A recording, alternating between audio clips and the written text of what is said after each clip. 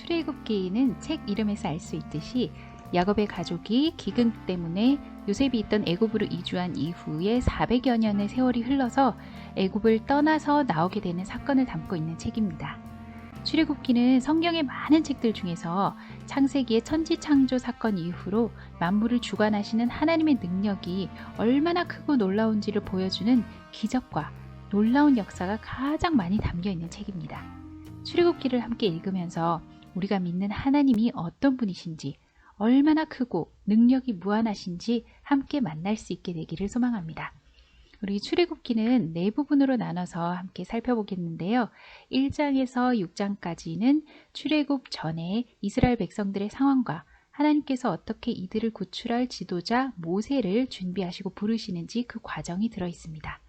7장에서 18장까지는 하나님의 놀라우신 능력으로 바로의 손에서 이스라엘 백성들이 어떻게 구출되었는지를 담고 있고요.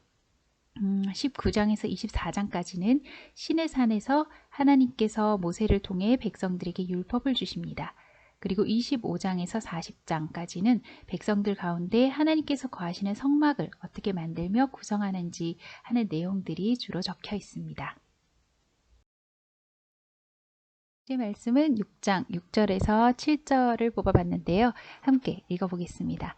나는 여호와라. 내가 애굽 사람의 무거운 짐 밑에서 너를 빼내며 그들의 노역에서 너를 건지며 편팔과 여러 큰 심판들로서 너희를 속량하여 너희를 내 백성으로 삼고 나는 너희의 하나님이 되리니 나는 애굽 사람의 무거운 짐 밑에서 너희를 빼낸 너희의 하나님 여호와인 줄 너희가 알지라.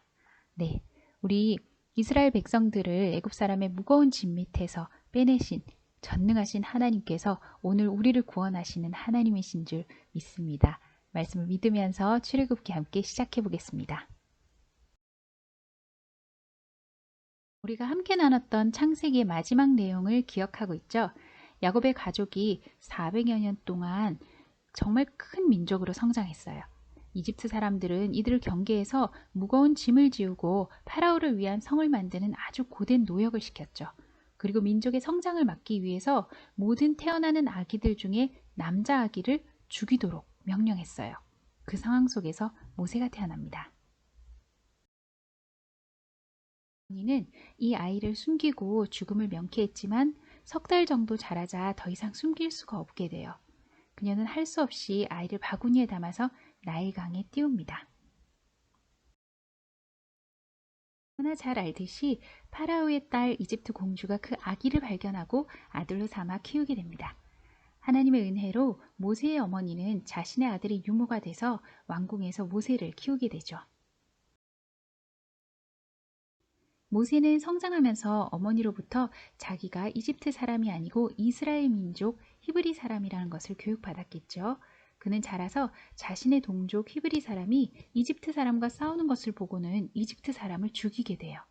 그런데 이 일이 드러나고 그는 바로가 노하여서 자기를 죽이고자 하는 것을 알게 됐죠. 모세는 이제 쫓기는 신세가 돼서 이집트를 떠나 미디안이라는 땅으로 도망을 갔습니다. 그곳에서 아내 십보라를 만나 정착하여 양떼를 치는 일을 하게 되었습니다.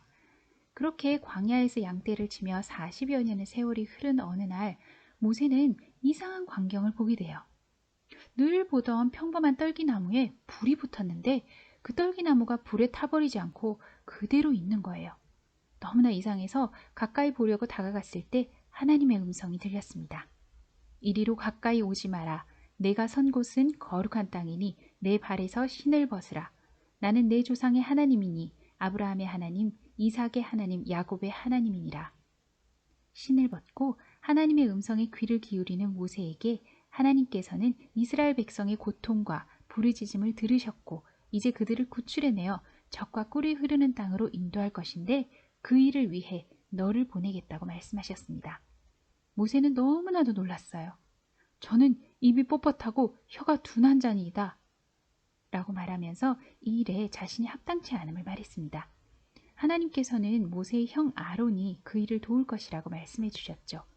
두려워하고 의심하는 모세에게 하나님께서는 두 가지 기적을 보여주셨어요. 모세가 지팡이를 던지면 그것이 뱀이 되었고 손을 품에 넣었다가 빼면 손에 나병이 생겼다가 다시 넣었다 빼면 낫는 그 기적을 표징으로 보여주셨습니다. 모세와 아론은 모든 이스라엘 장로들을 모아 앞으로 하나님께서 하실 일을 설명했어요. 그리고 바로 앞으로 나아가 하나님의 말씀을 선포했어요. 내 백성을 보내라. 그러면 그들이 광야에서 내 앞에 절기를 지킬 것이다. 바로는 이 말을 듣고 화가 나서 이스라엘 백성들의 노역을 배나 더 힘들게 만들었어요. 벽돌을 구울 재료인 짚을 주지도 않고 전과 똑같은 양의 벽돌을 굽게 만들었죠. 백성들을 향한 바로의 학대는 점점 더 심해졌어요. 하나님은 자기 백성의 고통을 보셨고 그들의 신음소리까지 들으시고 계셨습니다. 때가 되어 하나님께서 그의 강한 손을 펼치시고 모세를 보내셔서 애굽의 압제에서 그 백성들을 이끌어내시기 시작하시죠. 이제 모세와 아론은 다시 바로왕 앞으로 나갔습니다.